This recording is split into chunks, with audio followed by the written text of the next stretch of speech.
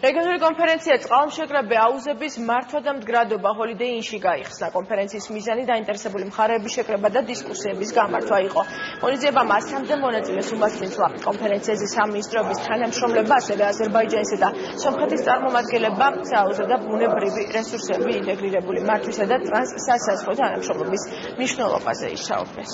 ბუნებრივი რესურსების რაციონალური გამოყენება, მისი გადანაწილება სხვადასხვა სექტორებს შორის, როგორიც არის ენერგეტიკა, სოფლის მეურნეობა, ტურიზმი, ინფრასტრუქტურა და სხვა, არის ძალიან მნიშვნელოვანი და აუცილებელი, რათა ერთი სხეული უზრუნველყოფილი იყოს ამ ბუნებრივი რესურსების რაციონალური და მდგრადი გამოყენება და მეორე მხრივ მიღწეული იყოს გრძელვადიანი სარგებელი და მაქსიმალური სარგებელი ეკონომიკური განვითარების თვალსაზრისით. კონკრეტულად ჩვენი სამინისტროს როლი მდგომარეობს იმაში, რომ გაერთიანებული წყალმომარაგების კომპანია, რომელიც ჩვენს დაქვემდებარებაშია, ეტაპობრივად აუმჯობესებს მუნიციპალიტეტებში წყლის მიწოდების საკითხებს და ასე ვთქვათ, ძალიან ბევრი პროექტი და პროგრამა გაგვაჩნია, თუმცა მნიშვნელოვანია ეს ყველაფერი სხვა უწყებებთან ერთად სინქრონიზებულად ტარდებოდეს და ხორციელდებოდეს.